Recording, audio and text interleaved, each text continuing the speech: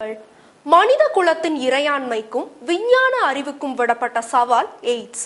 உயிர்கொல்லி நோயான எய்ட்ஸுக்கு தடுப்பு மருந்து எதுவும் இதுவரை கண்டுபிடிக்கப்படவில்லை என்றாலும் சுய ஒழுக்கத்தின் மூலமாக எய்ட்ஸ் வராமல் தடுக்க முடியும். HIV ரொம்ப கொடுமையானது. ஆனா அதை விட கொடுமையானது என்ன தெரியுமா? எய்ட்ஸ் நோயால் பாதிக்கப்பட்டவர்கள் மரணத்தை சிறிது காலம் தள்ளி போட மட்டுமே மாத்திரைகள் உள்ளன. சர்க்கரை, இரத்த கொதிப்புக்கு மருந்து சாப்பிடுவது போல் வாழ்நாள் முழுவதும் மாத்திரை உட்கொள்ள வேண்டும். உழைக்கும் வயதினர் சபலத்திற்கு அடிமைப்பட்டு உருத்தெரியாமல் அழிக்கும் எய்ட்ஸ் நோயால் மனித நேயமும் குடும்ப உறவுகளும் குப்பைக்கு சென்று கொண்டிருப்பது வேதனைக்குரிய ஒன்று. இந்நோய் பற்றிய எச்சரிக்கை மற்றும் விழிப்புணர்வை ஏற்படுத்தும் தினம் டிசம்பர் 1. கோவை மாவட்ட ஆட்சியர் உமாநாத் தலைமையில் நடைபெற்ற எய்ட்ஸ் விழிப்புணர்வு கூட்டத்தில் இந்நோய் வரும் காரணங்கள் தடுக்கும் வழிமுறைகள் எடுத்து கூறப்பட்டது. எய்ட்ஸ் பாதித்தோரை ஊர் மக்கள் ஒதுக்கி வைப்பதும் குடும்பத்திலிருந்து வெளியேற்றுவதும் வாடிக்கையாக அரங்கேறுகிறது.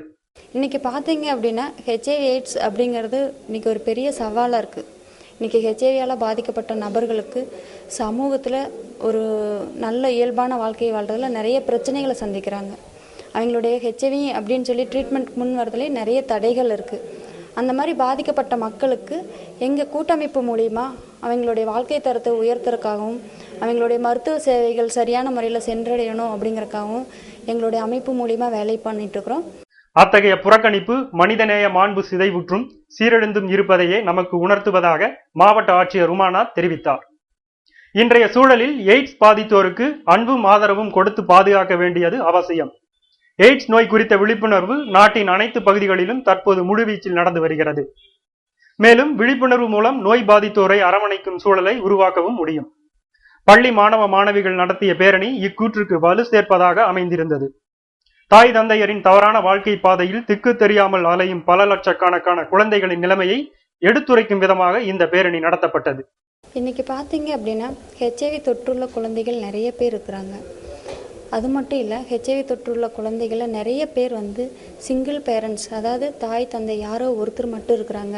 இல்லை நிறைய பேருக்கு பார்த்திங்கன்னா பெற்றோர்களே இழந்த குழந்தைகள் ஆதரவற்று குடும்பத்தோட சப்போர்ட்டோட வாழ்ந்துட்டுருக்குறாங்க. இந்த நிலை வரும் காலங்களில் யாருக்கும் வரக்கூடாது அப்படின்னா நீங்கள் முதல்ல உங்களுக்கு HIV எய்ட்ஸ் வராமல் பாதுகாத்துக்குங்க. அதை பற்றி சரியான தகவல் தெரிஞ்சுக்குங்க. HIV இல்லாத உலகத்தை படைப்போம்.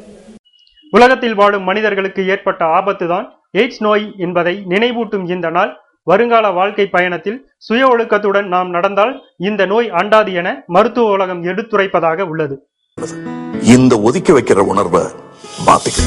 HIV தாக்குண்ட ஒருவருக்கு எனக்குள்ள உரிமைகள் அனைத்தும் உண்டு.